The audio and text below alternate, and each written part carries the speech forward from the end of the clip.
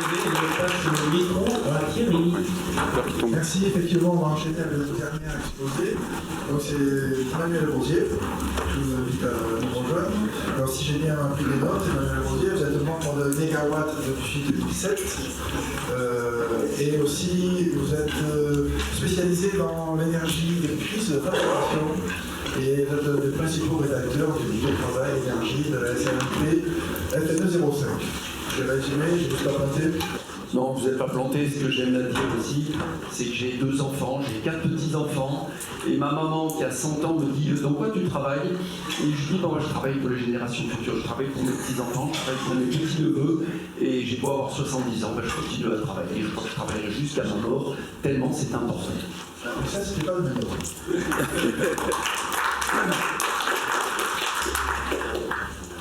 Je pense qu'il y en a beaucoup parmi vous qui étaient présents il y a 3-4 ans, je sais plus, quand on a fait un colloque, et notre groupe de travail avait déjà travaillé sur la situation, et depuis nous avons continué à travailler.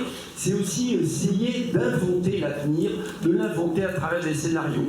Je ne vais pas vous réexpliquer la catastrophe du changement climatique, la catastrophe de la perte de biodiversité, le fait qu'ils sont intimement liés et le fait que nous avons quand même des contraintes sociales et économiques donc, que nous ne pouvons pas ignorer. Et c'est ces 3 sujets que nous essayons d'aborder en disant que cette chose très importante, la transition énergétique, c'est pas comme au supermarché. Parce que j'entends dire autour de moi, moi je veux bien la transition énergétique, mais je veux continuer à prendre l'avion. Moi je veux bien la transition énergétique, mais je veux pas trop d'efforts. Je veux continuer à rouler en 4x4. Je veux bien la transition énergétique, mais je veux pas de voiture électrique. Je veux bien la transition énergétique, mais je veux pas de photovoltaïque, etc., etc. Eh bien c'est un tout. Et nous allons essayer de réfléchir globalement pour après agir localement. Comme l'a dit M. Raisin, il l'a dit d'une autre façon, mais j'ai bien aimé cette idée de réflexion globale pour une gouvernance locale. Je ne vais pas vous reparler de sobriété, efficacité renouvelable. Je pense que tout le monde a déjà ce triptyque en tête. Ce qui est très important de dire, c'est que puisqu'on n'est pas à la carte, il y a un menu. Et dans le menu, on ne commence pas par le dessert, on commence par l'entrée, la sobriété, l'efficacité, et on termine après par les renouvelables. Et moi, dans cet exposé, je ne vais pas du tout vous parler de photovoltaïque, parce que je sens que le sujet est le photovoltaïque. Mais avant, la première question, qu'est-ce qu'on accepterait de faire comme sobriété? Qu'est-ce qu'on est prêt à faire comme démarche? Est-ce qu'on se pose la question? Avant de commander un menu, il y a différentes sortes de menus, il y a des menus véganes, il y a des menus plus ou moins carnés. Quel appétit j'ai, moi, dans mon menu? Quel est mon appétit? Qu'est-ce que je suis prêt à sacrifier pour avoir un menu qui soit sain pour moi et pour la planète? Alors, on vous a parlé ce matin des scénarios. La personne de l'ADEME a exposé les différents scénarios. J'en présente 2, un qui est sobre et un qui est moins sobre, le S1 et le S4, en partant de la situation actuelle. Et on se rend compte que si on veut vraiment quelque chose de 100% renouvelable, on n'a pas d'autre choix que la sobriété. On peut très bien dire, moi, j'assume, je suis pro-nucléaire. Le nucléaire a le vent en poupe aujourd'hui, on n'est pas sûr qu'il puisse remplir ses promesses, parce que vous avez eu les difficultés, mais on s'aperçoit que néanmoins dans le scénario S4, on a toujours cet équilibre à trouver, on a toujours besoin des énergies renouvelables. Et pour vous en convaincre, je vous conseille de lire le rapport d'RTE, où avec le scénario le plus nucléaire possible, il faut quand même multiplier par 4 le photovoltaïque, multiplier par 6 l'éolien. Il faut bien l'avoir présent à l'esprit. Voilà. La situation locale ici, vous le savez, nous sommes dans un territoire rural avec un habitat vétuste, donc un gros potentiel de rénovation, pas facile à mettre en œuvre. Un territoire rural avec une prédominance de la voiture, une seule ligne de chemin de fer et des difficultés d'accès aux extrémités, et un territoire qui est basé essentiellement sur le tourisme, pas d'industrie. Une agriculture qui existe, mais la base de notre économie, c'est quand même le tourisme. La population, aujourd'hui de 140 000 habitants, d'après les projections de l'INSEE, ne va pas augmenter. Bon, elle peut éventuellement diminuer. Et puis, il y a une grande incertitude sur le tourisme. Le tourisme va-t-il augmenter de 20% par an, c'est-à-dire 35% jusqu'en 2050, ou va-t-il stagner? Ben, nous, on n'en sait rien. Et le but de faire des scénarios, c'est justement de faire des scénarios différents. Moi, je vais vous présenter des scénarios extrêmes qui vont nous permettre de choisir dans la palette de ce que nous estimons possible. Et après, on verra bien. Et probablement que le chemin il sera un peu entre les deux. Donc, il y aura des scénarios A, qui est un scénario moins ambitieux dans lequel on fait moins de sobriété et d'efficacité. Un scénario B, très, très ambitieux et très contraignant. Et puis, dans chaque cas, une déclinaison avec 35% de touristes en plus ou 0% de touristes en plus. La situation actuelle, ben ça je l'avais déjà présenté, on sait qu'on est beaucoup plus consommateur en énergie que producteur, et surtout c'est l'énergie fossile. On est légèrement supérieur en électricité, mais j'ai mis aussi là-dedans quid de l'énergie grise. Vous avez entendu parler de cette énergie grise, celle qui est contenue dans nos bâtiments, dans nos meubles, celle qu'on ne voit pas, on l'appelle grise parce qu'on ne la voit pas. Elle ne produit pas de la chaleur, elle en a produit dans d'autres territoires. Et c'est pour ça que nous avons une attention particulière sur l'empreinte énergétique. L'empreinte énergétique, c'est l'énergie qu'il a fallu consommer pour produire les voitures qui ne sont pas fabriquées chez nous, mais que nous consommons chez nous. Et je parle des voitures, je ne parle pas des smartphones, qui ne sont pas produits en France, mais que nous consommons allègrement. Et l'ensemble. Eh bien, nous essayons de comptabiliser cette empreinte. Et pourquoi nous faisons ça? Vous vous êtes peut-être posé la question de vous dire pourquoi est-ce que les COP, elles ne marchent pas? La COP 30, elle ne marche pas plus qu'à la 29 qu'à la 28. C'est parce que pour schématiser, vous avez trois sortes de pays. Les pays pauvres qui disent nous sommes victimes du changement climatique et nous sommes des grandes victimes, les Africains, et nous, on ne peut pas vraiment faire d'efforts. Les pays riches qui disent désolé, mais vous les Chinois et les Indiens, vous avez des émissions plus élevées que nous. Et les Chinois, les Indiens répondent, mais vous rigolez, en émissions territoriales, d'accord, mais avec tous les objets que vous importez chez nous, vous avez des émissions en empreinte plus élevées que nous. Et en plus, il rajoute un deuxième argument, qui est celui des émissions cumulées. Et c'est pour ça que ces COP ne marchent pas. Et pareil, si on veut faire la transition entre l'Europe et la France, il faut que la France se préoccupe de son empreinte par rapport à l'Europe. Et pareil, si on veut réussir la transition de la France et la région PACA, il faut que la région PACA se préoccupe de l'empreinte par rapport à la France. Et pareil, si on veut réussir la transition énergétique de notre département par rapport à la région PACA, il faut qu'on se pose la question de la spécificité de notre département et qu'est-ce que nous empruntons, et il y a un jeu de mots, empreinte et emprunt. Qu'est-ce que nous empruntons à l'extérieur? Et bien nous avons essayé de faire le calcul. Je suis assez bien placé pour ça, puisque je travaille depuis 7 ans avec le service industrie de l'ADEME. Nous avons monté un outil qui nous permet de calculer l'empreinte de nos objets de consommation. Et c'est ce que je vous propose d'étudier pour les Hautes-Alpes. Nous l'avons évalué, et là, on dit on se prend 70% de consommation en plus. Je vais aller assez vite sur les mesures, parce que je pense que vous les connaissez assez bien. Ce qui est intéressant, c'est tout le monde est d'accord pour faire de la sobriété, mais personne ne sait combien ça va nous coûter énergétiquement, réglementairement, juridiquement et socialement. Et c'est ça que nous essayons de proposer avec des scénarios plus ou moins sobres. Tout le monde a compris que le bâtiment est très vétuste dans les Hautes-Alpes. Vous voyez les étiquettes, elles se baladent entre F et G. Donc il y a un effort énorme à faire d'abord sur la rénovation. Tout le monde a entendu parler de cette rénovation. Aujourd'hui, le label BBC Rénovation, c'est-à-dire ce qu'on fait de top en rénovation, c'est le label B. Une construction neuve, on l'a fait étiquette A. Un logement rénové, on le fait étiquette B. Ça demande des mesures quand même très contraignantes. Moi, je le sais, chez moi, j'ai réussi à faire une rénovation un peu plus que A. J'ai à peu près dépensé tout mon argent, et c'est parce que je suis thermicien et que je suis très, très, très convaincu. Mais on pense que les scénarios qu'on peut faire, le scénario le plus ambitieux, c'est l'étiquette B, et le scénario plus réaliste, on va dire, parce que tout ça a un coût réglementaire, financier et sociétal, qui a été bien chiffré par Daniel Fauré dans le cadre de notre groupe de travail, eh bien, ce serait plutôt C ou D. Et selon les variantes, selon l'influence du tourisme, les économies vont de 30 à 60%. À nous de choisir notre menu. Pour les transports, nous avons travaillé avec les rapports de la dette. Vous savez, ce service qui travaille sur le tourisme. Le tourisme est important, puisque nous avons 20 millions de nuitées, ça représente à peu près 40 000 personnes.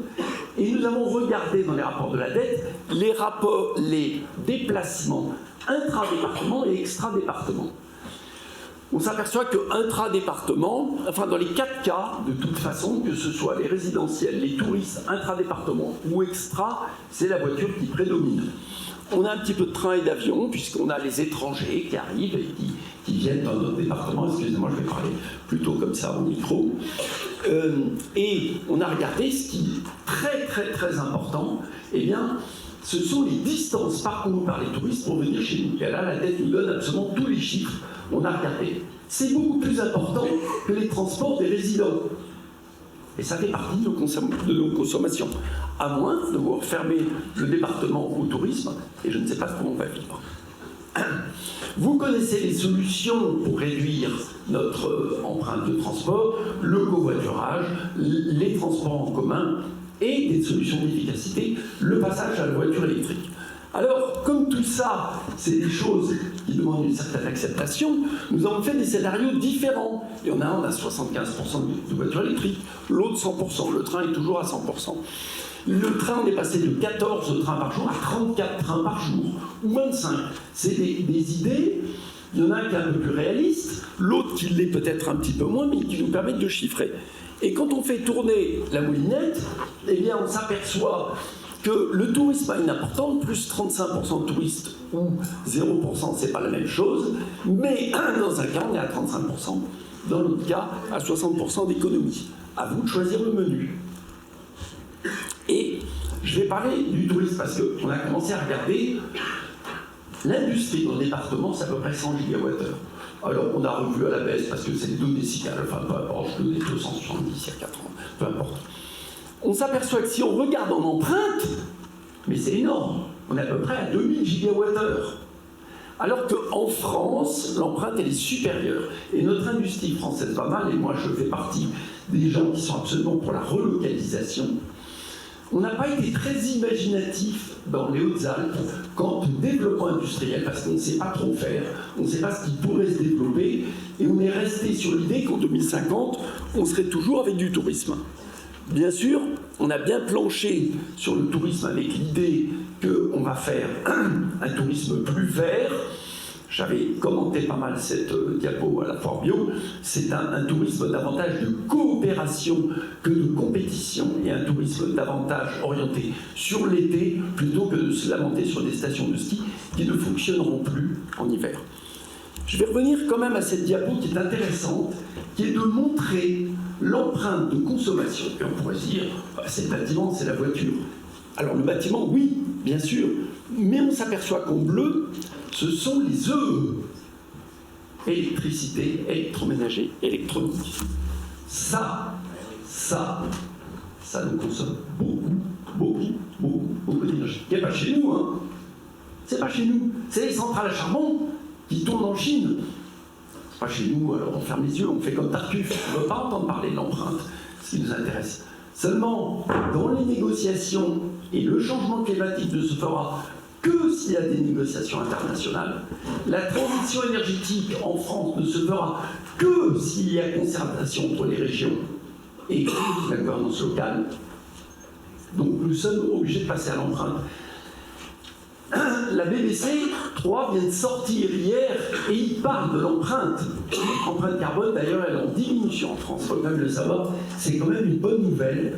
Eh bien, faisons en sorte que notre empreinte soit aussi en diminution dans les Hautes-Alpes.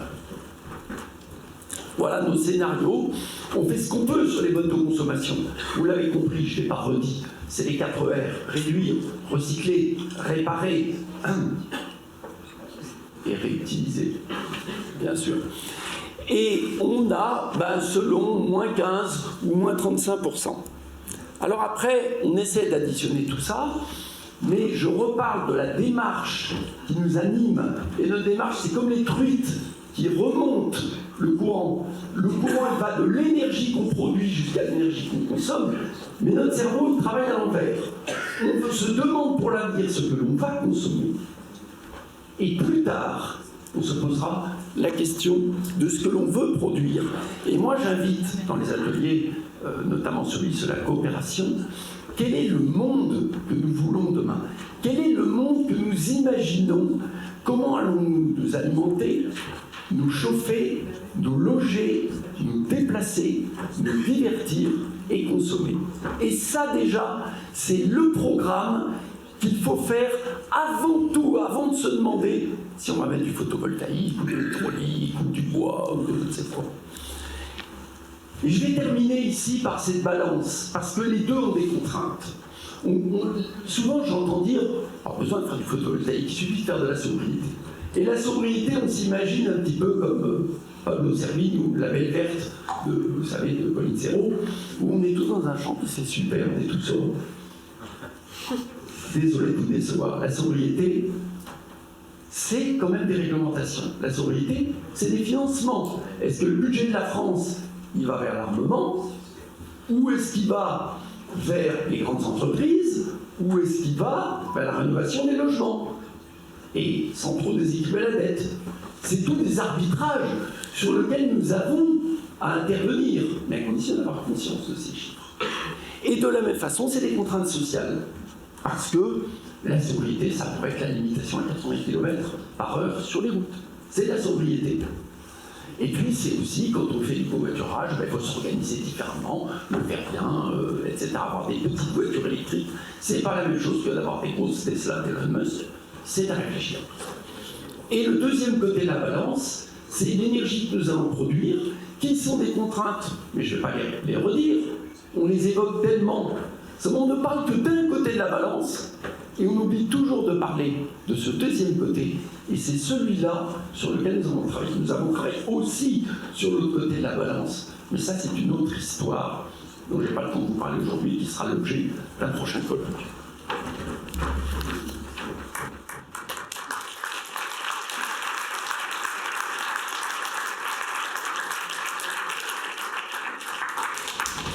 Merci beaucoup. J'ai essayé d'être rapide. Maintenant, on passe aux questions. Après, je peux continuer peut-être sur... maintenant que ce que vous disiez à la fin est forcément interpellant. Est-ce qu'on pourrait rajouter le côté dans la transition énergétique, souvent on pense à remplacer une énergie par une autre, mais est-ce qu'on se pose assez la question sur à quoi sert l'énergie que l'on veut produire? Et est-ce que dans la transition énergétique, il ne faudrait pas systématiquement, ce que vous suggérez à la fin, systématiquement s'interroger sur pourquoi produire de l'énergie? Là, par exemple, je vais prendre un exemple. Si on continue à produire de l'énergie pour, entre guillemets, détruire, comme on le fait le plus souvent, est-ce que ça vaut le coup de produire un autre forme d'énergie? Est-ce qu'on produit de l'énergie pour bétonner? Si on produit de l'énergie pour couper des forêts, est-ce que c'est vraiment la peine de se poser la question de, finalement, est-ce qu'il faut encore de l'énergie? La réponse, elle est oui. Oui, bien sûr. Mais, la réponse, elle est oui. Mais je pense que, ça, pour en rajouter une couche, est-ce que vraiment on s'interroge assez sur pourquoi produire de l'énergie? Sachant que c'est la manne énergétique qui nous a foutu dedans au niveau des ressources naturelles. Parce que finalement, l'énergie n'est pas une opportunité. Ça arrive en particulier parce que la situation précédente n'a pas grand-chose à voir. On ne l'entend pas. Pour aborder le problème de la sobriété, d'expérience personnelle, je pense qu'il est très intéressant d'être très près de la production de l'énergie. Bon, quand l'énergie est produite loin, on s'en fout un peu. Quand on la produit soi-même, qu'elle est produite très près dans son village, voire dans sa communauté, on commence quand même à s'inquiéter réellement. Et ça, je pense que c'est vraiment une démarche extrêmement importante. Se dire, quand même là, si je consomme ça, qu'est-ce qui va me rester? Cette démarche qui est vraiment locale, je crois qu'elle participe à la prise de conscience sur la sobriété, qui est difficile, effectivement. Voilà, c'était juste un témoignage. Non, mais je suis assez d'accord avec ce qu'il vient de dire. Quand je dis qu'il faut commencer par la sobriété, en fait, dans les actes, les trois choses se font en parallèle. On ne va pas attendre d'avoir réfléchi sur la sobriété. Oh, on est en 2035, tiens, ça y est, on sait ce qu'on veut maintenant, alors on va se poser la question de la production. Évidemment que c'est un parallèle. Et je crois que vous avez raison. Vous avez raison de dire que on a besoin de se conscientiser. Parce que ce qui est dramatique aujourd'hui, tout le monde pleure sur les matériaux. Alors, les matériaux, on dit c'est la transition énergétique. Non, les matériaux, les terres rares, c'est ça. Et ça, nous sommes tous complètement addicts, moi aussi. Nous sommes des drogués de ça. Alors on pleure sur les pauvres Ouïghours qui sont sur les terres rares. Et c'est vrai que quand on a un champ voltaïque qui commence à s'installer chez nous, on prend conscience. Mais prenons conscience, et c'est pour ça que nous travaillons en empreinte, c'est pour cette raison-là, c'est pour rendre hommage aux pauvres Ouïghours qui font des terres rares très loin de chez nous, mais dont nous bénéficions. Oui, moi je voulais me poser la question sur le vrai prix de l'énergie. C'est-à-dire que ça agit aussi comme une contrainte. Si l'énergie coûte cher, peut-être son juste prix, c'est-à-dire en prenant compte l'exploitation, en tenant compte des dégâts, en tenant compte de la réparation nécessaire, est-ce que nous ne serions pas plus sobres du fait de... Comme disait le monsieur tout à côté, si l'énergie est produite localement ou en tant que particulier, je veux dire, le vrai prix de l'énergie serait plus forcément sur la consommation qu'on va faire. Voilà, c'est ma question. Est-ce qu'on paye vraiment le prix de l'énergie? La réponse est très claire, non. Et c'est évident que extraire du pétrole, ça a un coût fondamental pour la diversité et on ne paye que le coût de l'extraction. Donc ça, c'est très clair. On peut saluer quand même les initiatives européennes sur le coût carbone et les quotas carbone. C'est-à-dire qu'on a essayé de fixer un taux du carbone pour les entreprises. C'est quand même une initiative pour réduire. On peut toujours critiquer cette initiative, ça c'est facile de critiquer, c'est vrai, parce qu'ils ont émis trop de taxes carbone, ce qui fait que le prix est encore trop bas. Il est à peu près à 40-50 $, alors qu'il doit être à 200 $ pour que les entreprises réagissent bien. Mais déjà, ce mécanisme est un point de départ pour essayer de quantifier ce que coûte à l'environnement le carbone. Et on pourrait faire la même chose pour l'énergie. Mais c'est de la planification. Et certains vont dire, il y en a marre des normes, il y en a marre des politiques qui nous imposent des choses. Mais c'est peut-être par là qu'il faut en passer. Et je suis tout à fait d'accord pour qu'on ait au moins un prix, de même que nos smartphones, vous savez, aujourd'hui on regarde la qualité alimentaire des produits qu'on achète dans les grandes surfaces. Ben, on pourrait avoir la qualité environnementale, moi je dis le prix énergétique et le prix environnemental. Excusez-moi, je suis un peu... Ça me fait penser, j'étais dans une autre conférence en début de semaine, il y a un participant qui avait proposé de banaliser l'éco-score, comme le Nutri-Score, sur chaque produit qu'on mette un éco-score pour qu'on ait l'empreinte écologique de chaque produit que l'on consomme. Je trouve que ça serait une piste. Oui. L'idée de base. Oui, c'est vrai. Oui, je voudrais, donc je disais, super la photo de la planète, on a qu'une planète, c'est bien de s'impliquer au niveau local, mais comment s'impliquer au niveau international pour trouver la planète.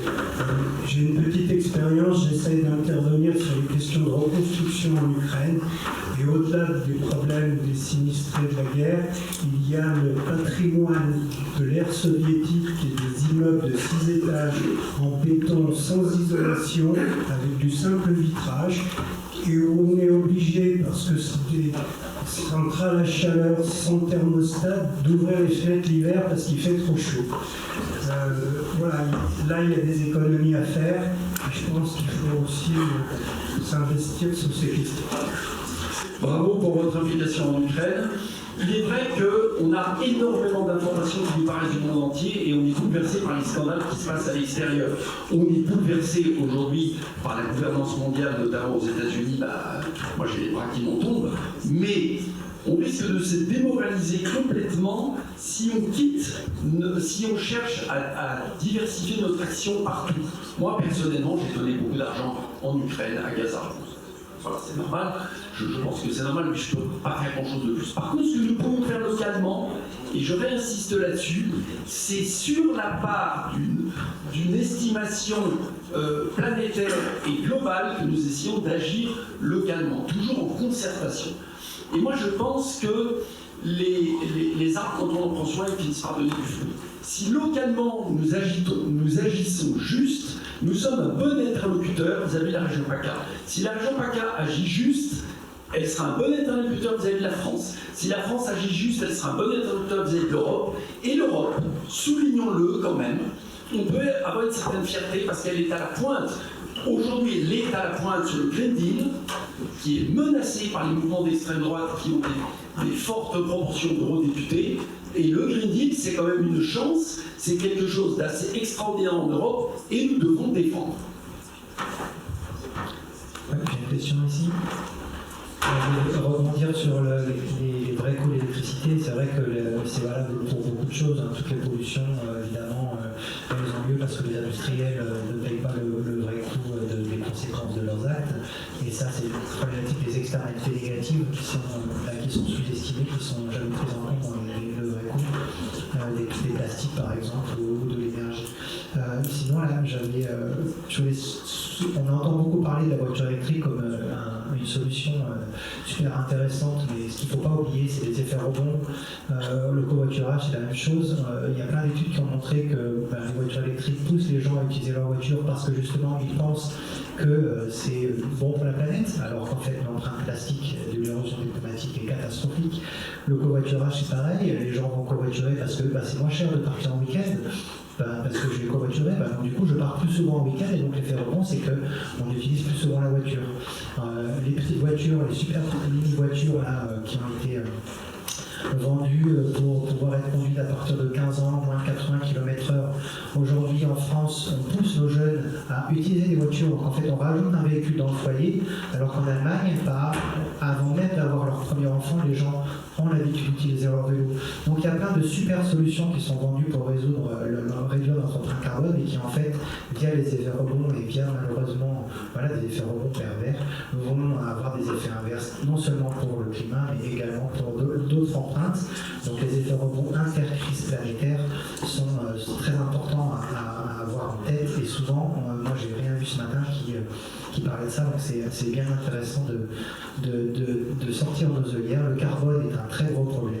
J'ai travaillé 20 ans sur la problématique du changement climatique à l'OFB, à l'OMA, à l'AFB, mais aujourd'hui il y a d'autres crises environnementales et si on ne fait pas attention à ce qu'on fait pour résoudre le bilan carbone, eh bien on va aggraver d'autres problèmes et donc on va avoir une gestion qui sera non durable et ce sera bien dommage.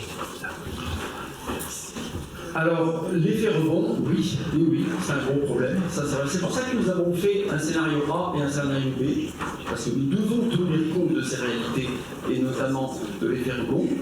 Aux gens qui disent moi je suis contre la voiture électrique, voilà, je leur dis qu'est-ce que tu contre eux?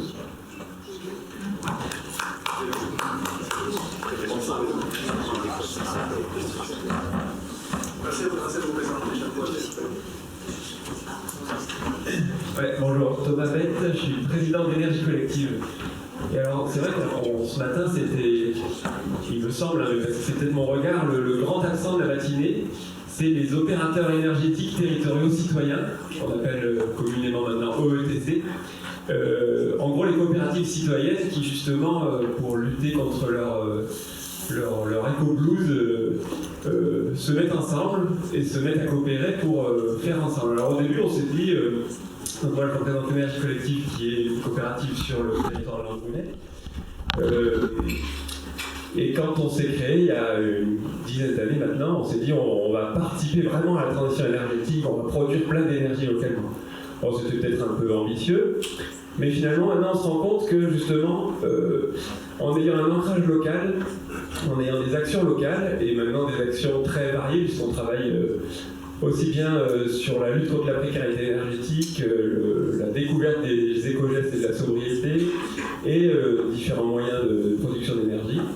c'est justement en ancrant les actions localement qu'on permet à de plus en plus de monde. Et par exemple, là, avec un défi de sobriété qui est lancé actuellement là, sur l'Ambré-les-Sables-d'Oeil, même plus large à l'échelle du nord des Hautes-Alpes, 40 foyers vont découvrir et vont apprendre, et souvent, même quand on est très militant, on en apprend plein, vont apprendre plein d'éco-gestes et vont en plus être en lien dans des équipes, vont créer du lien, vont garder des amitiés. Et finalement, ce lien social dans la transition énergétique, c'est vraiment essentiel.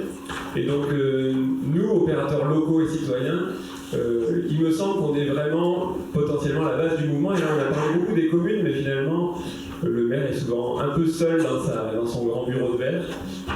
Et les citoyens qui s'organisent ensemble me semblent un acteur majeur qui était un petit peu oublié ce matin.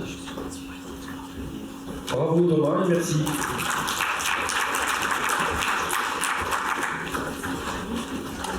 J'arrive, on va prendre les dernières remarques, témoignages, questions.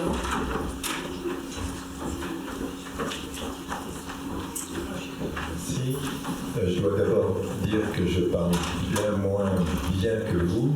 Je présente mes excuses sur ce que j'ai pu dire sur la forêt, parce que je suis mal à l'aise, hein, je reconnais. Par contre, une question et un élément d'appréciation que je n'avais pas, et c'est après avoir parlé avec Emmanuel sur l'empreinte, et en particulier sur l'empreinte carbone, c'est juste, j'ai découvert, c'est impressionnant, c'est sur l'impact sur les forêts en surface, juste de la consommation de la viande par les Français.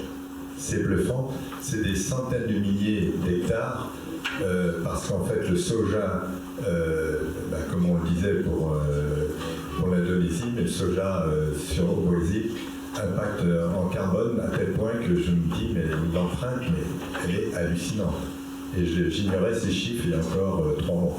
Et c'est un Volver qui les a publiés, et c'est bluffant. J'ai enseigné dans une licence professionnelle à l'Université de Venise pendant 10 ans et je faisais faire du bilan carbone à mes élèves. Alors on réfléchissait à l'isolation des bâtiments, le covoiturage, et on s'aperçoit que l'empreinte carbone, elle était complètement détruite par 2 trucs, prendre l'avion et manger de la viande. C'était 2 gros trucs. Il faut peut-être préciser, manger de la viande élevée suivant les modèles actuels.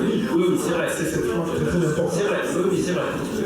Simplement pour situer pour la forêt, la superficie forestière française métropolitaine, c'est 17 millions d'hectares, et la déforestation importée de l'Amazonie, c'est 14 millions d'hectares par an qui est déforestée. C'est énorme. Alors c'est pour ça que dans l'empreinte dont je parlais tout à l'heure, vous n'avez pas fait peut-être attention, le bois, si on le présente en tant qu'énergie, on est moins consommateur que le producteur, il y a le bois matériaux, et ça il est rajouté dans l'empreinte, et ça change tout. Et quand on dit, on va faire le même béton, on a raison, parce que le béton c'est l'effet de serre, ça c'est sûr. Et on va faire plus de bâtiments en bois. Le seul problème dans le scénario de mégawatts, par exemple, qu'on est en train de réactiver en ce moment, on se pose vraiment la question de la part du bois dans le bâtiment, c'est pas une question simple. Et plusieurs options sont ouvertes. Ça permet de préciser, moi je reviens, c'est mon obsession la viande. Si on mange de la viande issue d'animaux élevés en respectant la condition animale, dans la mesure, bien sûr, en faisant abstraction comme tel qu'on tue l'animal, et en respectant aussi les conditions de l'éleveur et les conditions environnementales, on a automatiquement de la viande qui ne peut être que très chère. Et en étant que très cher, automatiquement, ça nous invite à en manger un peu moins, mais de très bonne qualité. C'est une forme de renoncement, quelque part, parce qu'on renonce sur le nombre de fois qu'on mange. En revanche, on le gagne sur la qualité de ce qu'on va manger, on le gagne sur le bilan écologique. Donc, le 3 fois de viande par semaine, c'est pas idiot et ça sort pas de l'État. Ça attentivement, et c'est vrai que je partage, on va dire, les constats, je partage la vision que vous avez. Par contre, je pense qu'il ne faut pas se tromper de cible. Aujourd'hui, le coût de l'énergie, si on continue à l'augmenter, on va toucher 90% de la population et les 10% qui ne seront pas touchés, tout ceux continueront à produire, à consommer de l'énergie. Je pense que ça passe par l'éducation, mais surtout ça passe par l'accompagnement économique.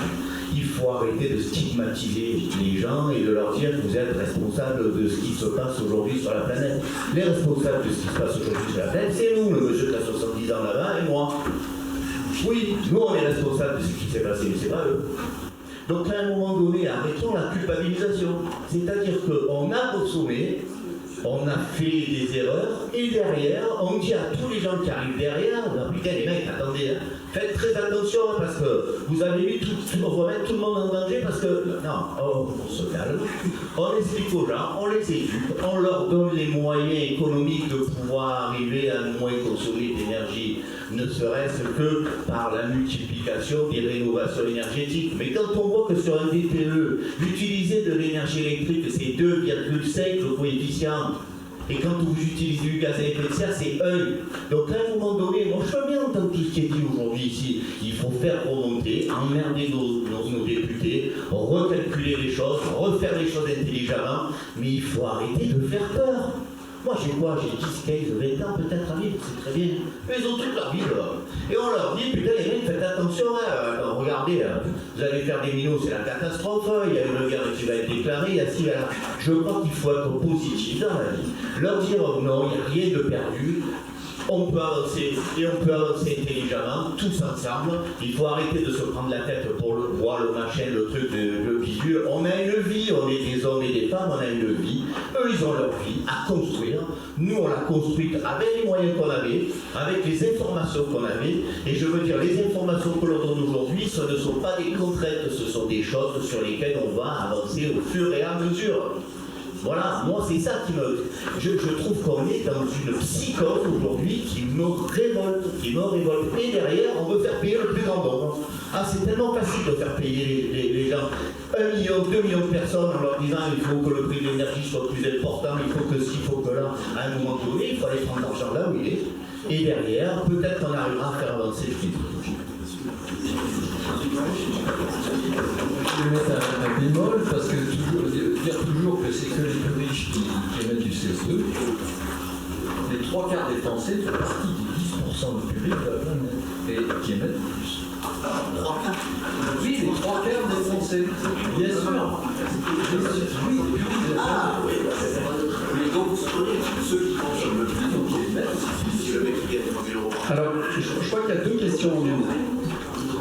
Il y a 2 questions en une là-dedans. Chacun sa responsabilité. Il y a l'histoire des plus riches et des plus pauvres, et ça c'est absolument vrai. Les plus riches, et il y a toute une déclinaison sociale, et je voudrais le dire, et ça c'est important, c'est que les mesures de sobriété dont nous parlons, c'est pas les précaires. C'est pas les précaires, ils n'ont pas de logement à isoler. Au contraire, ce sont ceux qui en pâtissent des logements mal isolés. Ça concerne les classes moyennes et les riches, c'est-à-dire ceux qui ont des logements. Et personne ne culpabilise personne. Moi, je culpabilise personne. Je culpabilise moi-même de manger trop de viande. Mais bon, ça va, quoi. On n'est plus des enfants. Et on a le droit d'entendre des réalités. Et les réalités ne sont pas drôles en ce moment. Je suis désolé. Ça, c'est vrai. On ne peut pas se raconter un monde de bisounours, que ce soit les risques de guerre, les risques de changement climatique, les réalités ne sont pas drôles. Il ne s'agit pas de culpabilité.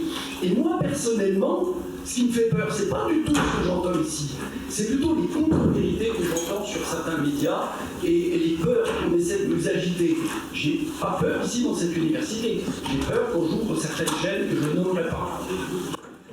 On va insister, il y a une différence entre culpabiliser et responsabiliser. Mais à aucun moment, ce matin, j'ai entendu de la culpabilisation. Par contre, moi je suis d'accord avec Manuel, il faut responsabiliser, c'est notre devoir. Si on ne fait pas ça, on pourra nous reprocher de ne pas l'avoir fait. C'est très important de responsabiliser. Après, ils feront le monde qui pose le monde. Mais on aura transmis l'info. Je pense qu'il y a des problèmes d'organisation, d'information. Oui, c'est ça. En fait, c'est pour les ateliers de cet après-midi. On recommence à 13h30.